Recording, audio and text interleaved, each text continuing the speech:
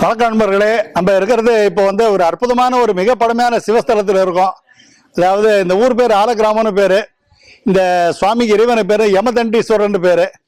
கிட்டத்தட்ட 4ஆம் நூற்றாண்டில் உருவாக்கப்பட்டேன்னு சொல்கிறேன். 1600 வருஷத்துக்கும் பழமையான ஒரு சிவன் கோவில். பல படையெடுப்புகளையும் தாண்டி இன்றளவும் உயிர்ப்போடு இருக்கக்கூடிய பேர் அற்புதமான சிவன் கோவில். சிவன் சுயம்புவா தோன்றதுனால சிவன் இருக்கிறதுல பார்த்துட்டு பிரம்மபாகம், விஷ்ணுபாகம், ருத்ரபாகம் சொல்லக்கூடிய அடியில் ருத்ரபாகம் அப்படியே ஆழமாக போயிட்டே இருக்கான். அதுக்கப்புறம் சுத்து வட்டாரத்தில் அந்த பானவட்டம் சொல்லக்கூடிய இந்த ஆவுடையாரை அவங்க சதுர வடிவில் ஆவுடையாரை செஞ்சு வச்சு பல்லவராஜர் காலத்தில் திருப்பணி செய்யப்பட்டது. இதே அமைப்பு தான் பின்னாடி கோபுரத்தினோட வடிவம் கூட அப்படி இருக்கும். அதாவது பல்லவர் ராஜாக்களுடைய கோவில் சிறப்பு என்னன்னு கேட்டீங்கன்னா 2 விதமான கோபுரங்களை பார்க்கலாம்.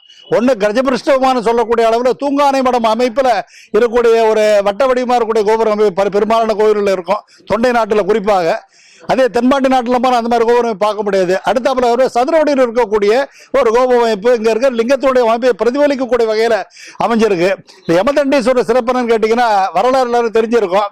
யமன் மார்க்கண்டேயருடைய அவரை திருக்கடையூரில் சிவலிங்கத்தை கட்டின்றப்ப அதையும் மீறி பாசக்கேறு வீசுறப்போ அப்போ சிவன் கோபப்பட்டு பிரத்யட்சமாகி யமனை தண்டிக்கிறார். யமனை சம்மாரம் பண்ணிடுறாரு.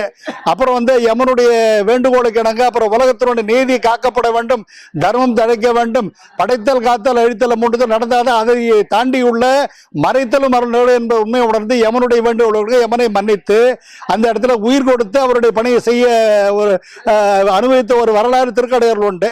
அந்த யமன் பாசக்கேறு வீசினால ஏற்பட்ட சாபம் நீங்குவதற்காக இங்க சிவனுடைய ஆணைப்படி இங்க இந்த யமதண்டீஸ்வரர் பேர் வருது காரணம் அது யமன் வழிபட்டு சாப விமோசனம் பெற்ற ஒரு திருத்தலம் யமதண்டீஸ்வரன் பேரு. அதோட உள்ள ஒரு விநாயகர் இருக்காரு, ரொம்ப அற்புதமான விநாயகர். அந்த விநாயகர் பலகை வடிவத்தில் அப்படி ஒரு கல் செப்பேடு மாதிரி ஒரு கல் பலகையாக தான் இருக்காரு.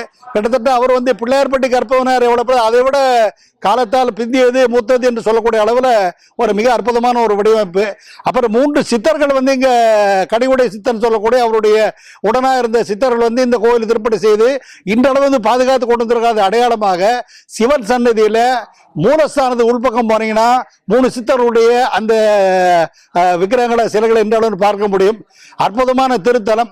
அடுத்தாப்புல இங்க அம்பாளுடைய பேர் என்ன, திரிபுர சுந்தரி பேரு. திரிபுர சுந்தரி அன்னை உடனுரை யமதண்டீஸ்வர பெருமான். அந்த திரிபுர சுந்தருடைய அழகு வடிவழக வார்த்தைகளை வர்ணிக்க இயலாது. 6 அடி உயரத்துக்கு நல்ல ஒரு மடிசார் படம் கண்டு தீர்க்க சுமங்கலியா ஒரு அம்பாள் எப்படி கண்ணு முன்னாடி காட்சி கொடுத்து எப்படி அப்பேற்பட்ட ஒரு அருட்பேரொளி காட்சி. ரொம்ப அற்புதமான ஒரு திருத்தலம். மனதிற்கு ரொம்ப நிறைவா இருக்கின்றது. இங்க ஒரு 5 நிமிஷம் பார்த்தாலே போறோம், அப்பேற்பட்ட ஒரு புண்ணியம். ஏன் இதை இவ்வளவு தெளிவா சொல்லுங்க கேட்டீங்கன்னா, எவ்வளவு கோயில் ஆயிரக்கணக்கான கோயிலுக்கு போனோமோன்னு நினைப்போம்.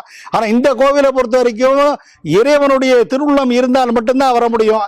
இந்த ஊரை தாண்டி பைபாஸ் 1000 தடவை 1000 பேர் எவ்வளவு ஒரு போயிருக்கலாமே தவிர இந்த யமதண்டீஸ்வரர் உன்னை வரவேற்கின்ற திருவுள்ளம் கொண்டால் மட்டுமே ஒருவன் தரிசிக்க முடியும்.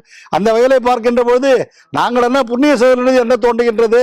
இந்த யமதண்டீஸ்வரனுடைய திருவருளும் அந்த திருவருந்தருடைய திருவருளும் எல்லாருக்கும் நிலைக்கட்டும் என்று கூறி நன்றி கூறி விடைபெறுகிறேன். நன்றி, வணக்கம்.